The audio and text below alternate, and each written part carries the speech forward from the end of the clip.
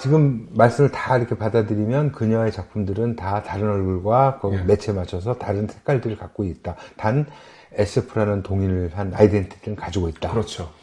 자, 그러면은 강론으로 들어가서 지금 책을 많이 보셨으니까 뭐 좀 특징을 잡아서 이런 분들에게 이런 식으로 이제 맞춤형으로 굳이 이제 얘기를 해주신다면 그게 좀 보시는 분들이 유용하실 것 같아요. 그냥 이렇게 좀 얘기를 먼저 드린다 그러면 우주여행과 관련된 얘기라 그러고 우주여행에 관련된 거기에 관심이 많은 분들은 우주여행에 관련된 짧은 어떤 사랑 이야기 그런 얘기를 가볍게 보시고 싶다 그러시면은 우리가 빛의 속도로 갈 수 없다면 이라는 책은 상당히 좀 이렇게 가볍게 그런 사랑 얘기를 받아들이기 되게 좋을 것 같아요. 단편이 아니라 책 전체를 말씀하시는 아니 단편으로서. 네. 단편으로서. 네. 그리고 사랑과 그 감정의 본질이라는 게 뭔가라고 그러면 이 책에 있는 감정의 물성. 감정의 물성. 네. 네. 전 감정의 물성 상당히 괜찮게 봤거든요. 네. 네, 감정의 물성도. 그러니까 감정의 물성은 읽으면서 테드창 느낌이 상당히 났어요. 네. 그게 이제 뭐, 인간 내에는 이제 분노, 외로움, 뭐, 쓸쓸함, 이런 여러 그 감정들을 어느 문구 회사가 펜시 상품으로 만들어서. 그렇죠. 미량의 아주 극소량의 어떤 화학적 물질을 첨가한 그 물성을 가지고 있는 뭐 돌 성분 같은 거, 뭐 우리 뭐 아로마 무슨 뭐 향초처럼 뭐 이런 것처럼 강력한 마약 같은 센 향초. 그래서 결국은 보이지 않는 그 감정을 물성을 갖고 있는 물질로 만들어낸 거죠. 그래서 감정의 제목이 물성이죠. 감성의 물성. 감정의 물성. 그대로 그리고 지금 될 것 같고. 픽사의 애니메이션 업 그냥 그거를 좋아하시는 분이라 그러면은 나의 우주 영웅에 관하여라는 단편도 괜찮을 것 같아요. 이모가 우주 그죠? 항공사로 선발이 됐는데 마지막에 이제 뒤통수를 때리고. 근데 이제 어떤 점에서 이렇게 맥이 닿아 있을까요? 자기긍정이라고 봐요, 저는. 자기긍정이다. 자기긍정. 그렇지. 그 이모의 선택이 자기를 긍정하는 데서 이모의 선택뿐만 아니라 주인공의 선택조차도.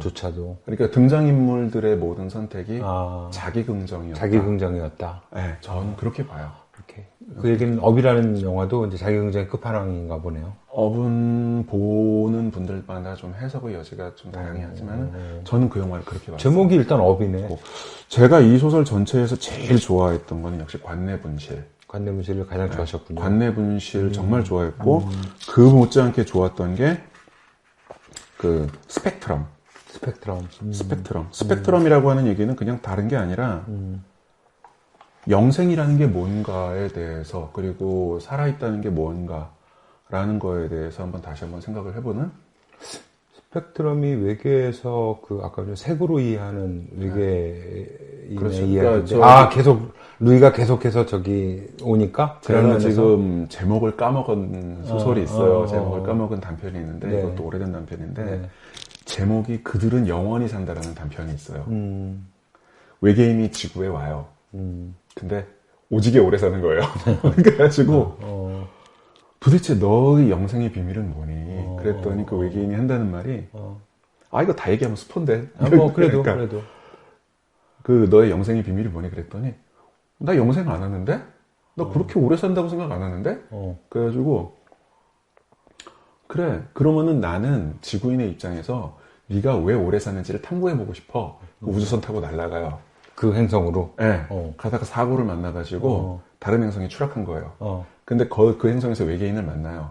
근데 그 외계인은 수명이 3년인 거예요. 근데 그 행성의 외계인이 지구인인 나한테 물어보는 거예요. 당신은 영원히 사는 신과 같은 존재군요. 그러니까 똑같은 대답을 하는 거. 나는 그렇게 오래 사는 사람도 아니고.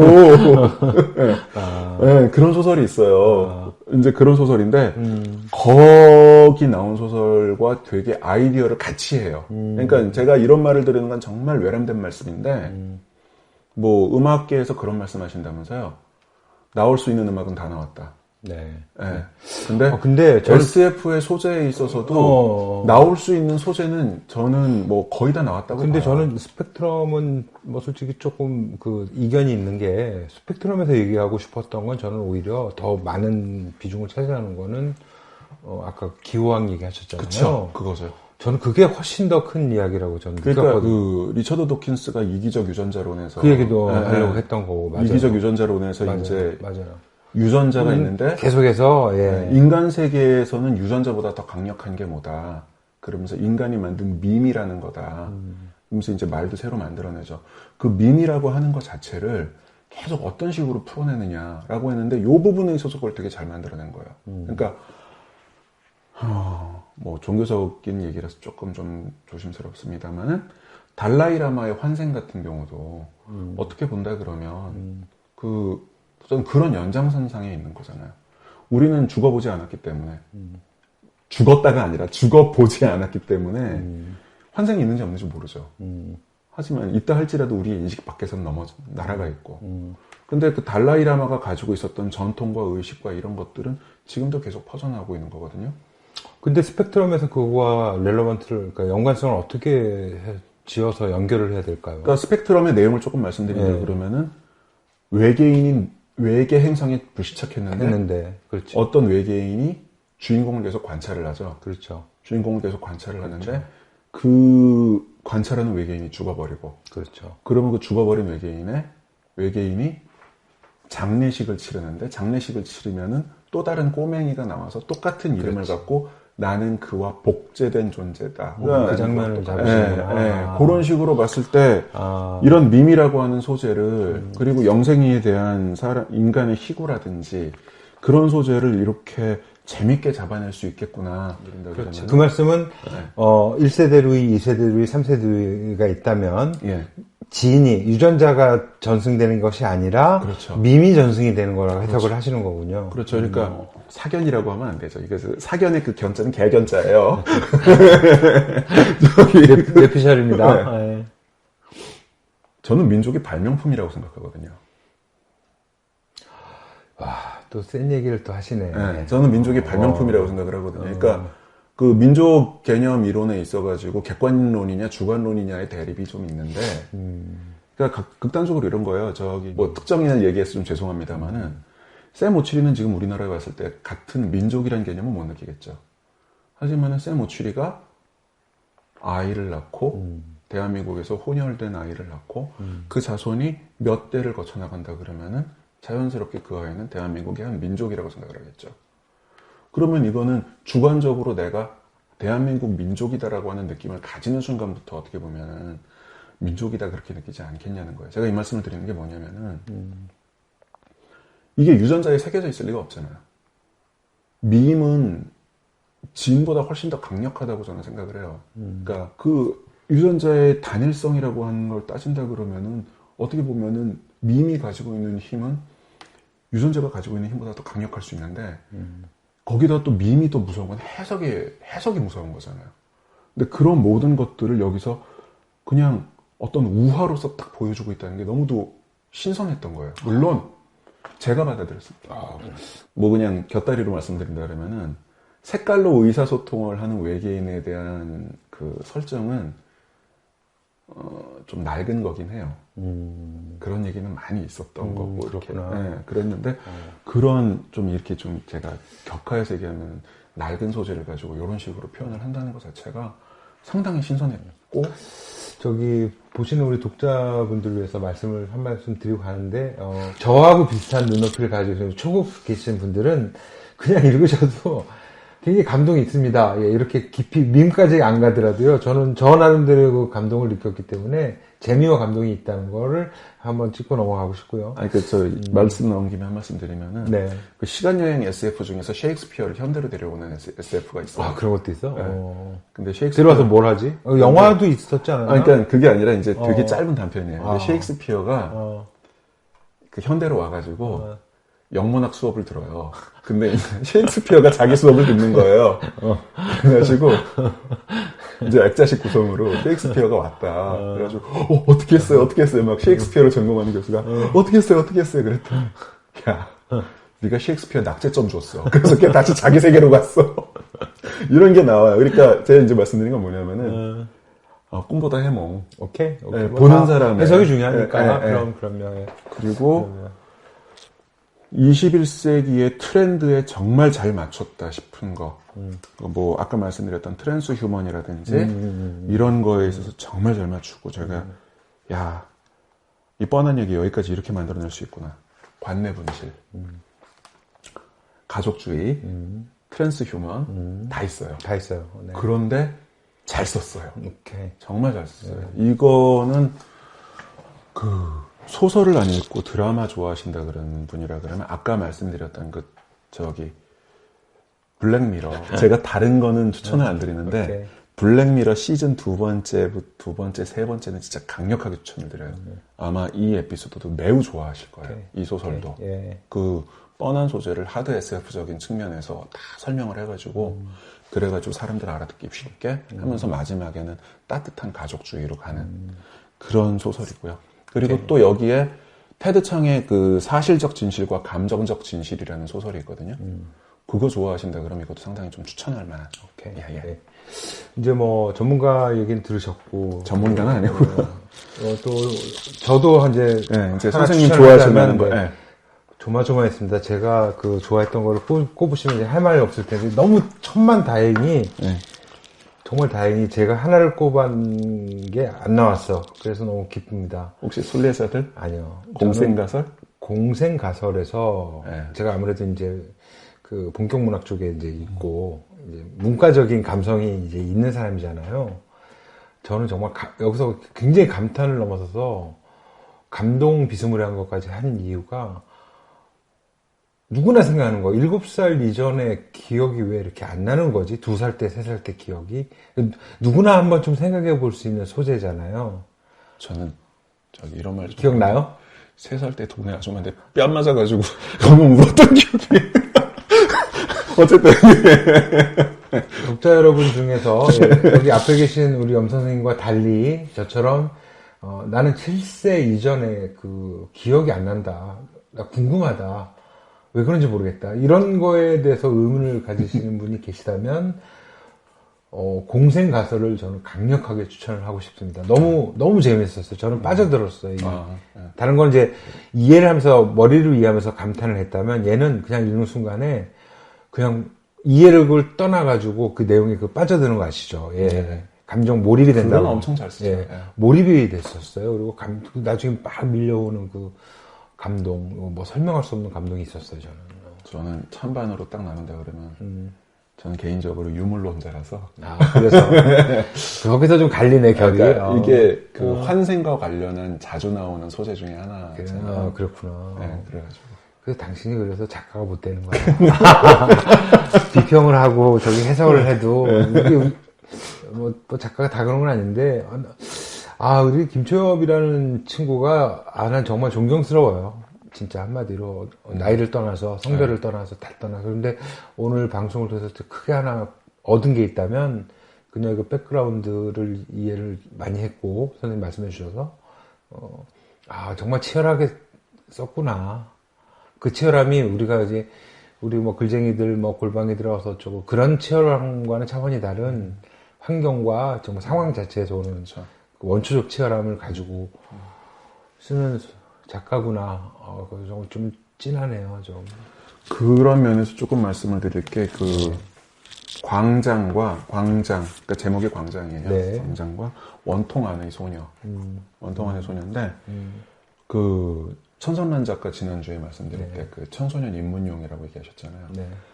훨씬 가볍고, 훨씬 아이디어 좋고, 그러니까 아이디어 좋다라기보다는 좀, 아이디어도 좋고 가볍고 잘 들어오는데 오케이. 받아들일 만한 게 있어요. 이제 내용이 이 두 개를 본다 그러면은 이 두 개의 소설에서는 되게 느낄 수 있을 만한 것 중에 하나가 정의라는 게 무엇인가라는 느낌이 좀 들거든요. 그냥 뭐냐면 이 원통 안의 소녀는 지구 온난화를 막기 위해 가지고 나노 입자를 뿌려요. 누가? 인류가? 지구에 나노 입자를 뿌려요. 근데 문제가 생겨요. 나노 입자에 엘러지 있는 애가 생긴 거예요. 근데 그러니까 지구를 구하느냐 아이를 구하느냐 뭐 이런 대립이네. 그 정도는 아니에요. 그 그냥 정도까지는 아니고. 그냥 지구 구하고 말재요. 알러지가 있잖아요. 네. 그러니까 얘가 살 수 있는 방법은 뭐냐면 그래서 원통 안에 애를 가둬놓고 여기서 팔을 달아가지고 로봇처럼. 그러니까 그냥 24시간은 좀 뻥이고 외출을 할 때마다 우리 마스크 쓰듯이. 그러니까 이 소설 나온 거 보면 되게 늦게 나왔거든요. 그러니까 100% 뇌피셜. 이 마스크를 이걸로 바꾼 거 아닌가 싶은 생각이 드는 거예요. 그러니까 마스크 쓰듯이 이걸 타고 나가는 거야. 그랬는데 여기에 또 비슷한 처지의 소년이, 그러니까 비슷한 처지의 친구가 하나가 또 나오죠. 그 부분에 있어서도 상당히 좋아하실 것 같아요. 그럼 과연 인류가 정의라고 정의, 그러니까 저스티스라고 정의를 내리는 것들이 과연 무엇인가? 라고 하는 공리주의와 그 전체주의의 사이가 도대체 어딘가? 독자분 다시 한번 말씀드립니다. 아까 초반부에 말씀드렸지만 김초엽 작가의 작품을 읽다 보면은 읽고 나서 다시 질문이 생긴다는 거. 그리고 그 작품이 굉장히 그 질문이 사변적인 게 아니라 그게 철학적인 질문. 그렇죠. 원초적인 질문을 한 번쯤 불러일으키는. 난 그래서 작가로서 굉장히 난 그 부분을 리스펙트 할 수밖에 없어요. 그러니까 이 소설에서는 비슷한 소재를 가지고 이걸 개인적으로 풀어냈어요. 청소년용으로. 근데 광장에서는 이거를 급진적으로 던져요. 설정이 되게 비슷해요. 근데 이거를 아까 말씀드렸잖아요. 소통의 이야기. 여기서는 그냥 소통이 막혀있는 소녀거든요. 근데 여기 광장에서는 뭐냐면은 그 나노 입자 같은 걸 받아가지고 소통이 다른 식으로 되는 거죠. 그러니까 전에 한번 저 여기 말고 다른 개인적인 방송에서 말씀드렸던 건데 선천적 시각장애인이랑 후천적 시각장애인에게 가짜로 눈을 만들어주는 프로젝트가 있었어요. 그 가짜 눈이라고 하는 게 카메라를 달아가지고 시신경에다가 연결을 해줬던 거거든요. 후천적 시각장애인 같은 경우에는 너무 고맙다고 그랬는데 선천적 시각장애인은 너무 혼란스러워가지고 차라리 옛날이 나았다 그런 거예요. 근데 이 광장에서는 뭐냐면은 그로 인해 가지고 사람들이 선천적으로 정보를 다르게 받아들이는 사람들이 등장한 거죠. 그 사람들이 어떤 일으키는 하나의 그 사회에 대한 메시지를 던지는 그런 과정이라든지. 매력있다. 진짜 매력있어요. 진짜 제가 괜히 완전체라고 한 게 아니에요. 그런데 그 중에 정말 최고는 젊은 작가상 수상 작품집 딱 나 집에 책이 있는데 아직 그 작품 못 봤네. 인지공간. 인지공간 봐야지 고. 네. 책이 있는데 못 볼 리가 없지. 인지공간이라고 하는 건데 이 인지공간은 아까 말씀드렸던 관내 분실 있잖아요. 관내 분실이 이제 컴퓨터 사이버 스페이스로 만들었다. 그거라 그러면 인지공간 속에서는 그 우리가 진짜 인지하고 있는 세계가 진짜 세계인가? 그 매트릭스네. 라고 하는 거를 다른 방식으로 이제 매트릭스예요. 말씀하신 대로. 그런데 같은 뭐 소재일 수 있지만 풀어나가는 방식이 다르니까. 탁월하니까. 그 관내 분실을 읽으시고 여기 인지공간을 같이 읽으신다 그러면은 끝판왕이에요. 거의. 흡연자들은 담배를 매우 많이 피우실. 왜 이렇게 반가우면서 섬찟하지? 골 아프거든. 골 내가 나한테 계속 질문을 던지니까. 네. 물론 읽고 잊으셔도 돼요. 그만큼 재밌어요. 테드 창 소설 중에 제가 단편 중에 비슷한 경험을 하나 했던 게 거기서 그 능력이 극대화돼가지고 슈퍼 무슨 그 초월적인 존재가 되는 그런 게 있었어요. 근데 적도 나타나고 마지막에 대결을 막 벌이는데 정말 이게 우리 무슨 스칼렛 요한슨 나왔던 무슨 뭐 마약이 잘못해가지고 인간 능력의 100% 민식이 형한 그 테드 창의 그 소설이 갑자기 생각나는데 저는 테드 창의 소설 말씀하시니까 뭐랑 같이 생각나냐면 테드 창의 숨이랑 옴팔로스. 그 옴팔로스랑 숨도 같이 읽으시면 상당히. 오케이. 예, 그래요. 쇼 호스트가 하는 것 같아. 우리 방송이 소개를 하는 거니까, 말씀드리지만 관심 있는 분들, 많고 적건 간에. 하여튼 뭐 단계별로 이렇게 오늘 잘 해주셨고 여러모로 유익했습니다. 말씀 나온 김에 네. 솔직히 지금까지 녹음했던 것 중에 제일 즐거웠거든요. 즐거워 보여. 네, 즐거워 보여. 김초엽이라는 작가의 힘 같아요. 그렇죠. 네. 너무 맞아요. 할 얘기도 많고 맞아요. 너무 재밌고. 맞아요. 본격 문학은 여러분 1920년, 네, 1920년 뭐 아시겠습니다만 1919년에 3.1 만세 운동이 일어나고 일제 강점기 시절에 일제 일본 제국이 위기감을 느끼지 않습니까? 야, 이제 한 10년 눌렀더니 얘네들이 다 들고 일어나는구나. 그래서 그 유명한 이제 유화책을 쓰지 않습니까? 문화 통치라고. 그렇죠. 그래서 이제 신문사도 만들고 신문사가 나타나는 건 매체가 나오고 거기에 필요한 이제 소설도 나오고 그래서 이제 보통 한국문화 100년사 하면 이광수 1920년, 네, 1920년을 원년으로 보거든요. 올해가 딱 100년이 되는 해예요. 그래요? 네네. 그래서 그렇네. 네, 그래서 본격 문학은 한 100년 역사를 가지고 있는 거고, 그거는 뭐 엄청난 이제 얘기고요. 그 중에 생태계라고 한다면, 100년 동안 문학의 이제 숲을 이루는 생태계가 있다면, 지금 SF는 이제 후대에 이제 등장을 한 문학이죠. 예. 1950년대에 SF 있었어요. 예, 그 말씀을 드리는 건데, 나중에 이제 밝히겠죠. 우리나라 밝히겠죠. 예. 그래서 이제 그 정도부터 시작해서 지금까지 한번 훑어드리는, 막 토파보고 이런 건 아니고요. 그냥 쭉 한번 훑어서 교양과 상식, 연말에 여러분들이 좀 익히실 수 있게끔 준비를 하겠습니다. 아무튼, 김초엽 너무너무 즐거웠고요. 예. 책장사 모두로 말씀드리겠습니다. 7권의 책을 오늘 말씀을 드렸는데, 7권인가? 예. 저기 뭐지? 작가가 선정한 오늘의 소설은 김초엽 작가님의 소설이 있는 건 아니에요. 작가분들이 김초엽이라는 작가도 있다 정도 라고만 해놓고 여기선 소설이 빠졌고요. 예. 6권이네 그러면. 사실은 여기 말고도 다른 데 실려 있는 책이 많은데 그 소설들은 지금 여기에 다 중복으로 있어가지고 제가 뺐습니다. 예. 그래서 전관 설명드렸고요. 모바일 리얼 이거는 뭐 자막은 쳐서 분야별로도 오늘 나름 이렇게 추천도 드렸으니까 이거 내가 관심 있다는 분 있으면 꼭 사셔도 좋고 아니면 도서관에 다 빌리신 거니까 도서관에 빌리실 수도 있고 부담 없이 꼭 일독을 강추한다는 말이 있지 않습니까? 얘기하시고 싶은 거죠. 저는 진짜 좋아요. 완전체라는 얘기 나는 정말 앞으로도 못 들을 것 같은데 굉장히 매력이 있는 아주 매력이 있는 기대가 되고 매력 있고 정말 정말 막 전해집니다. 오늘 보니까. 우리가 모셔서 한번 털어보고 인터뷰하면 얼마나 좋을까. 지금까지 함께 해주셔서 너무 감사드리고 즐거웠습니다. 저도 선생님. 즐거웠습니다. 앞으로 계속 즐거울 것 같아, 이 기운을 받아서. 노력해봐야죠. 저기 혼자만 흥분해가지고 헛소리한 거 아닌가 싶어요. 들으시는 분이 즐거워야 되는데. 편집 잘하겠지. 편집을 또 얼마나 이쁘게 하겠어. 하여튼 너무 감사드리고 다음 만날 때까지 여러분도 건강하시고 날씨가 굉장히 차가워졌거든요. 감기, 독감, 코로나는 기본이고 두루두루 다 피하고 행복한 날들 되시기를 바라겠고 건강하시고요. 다음에 좀 잘 들어주셨으면 하네요. 고맙습니다. 들어가세요. 네.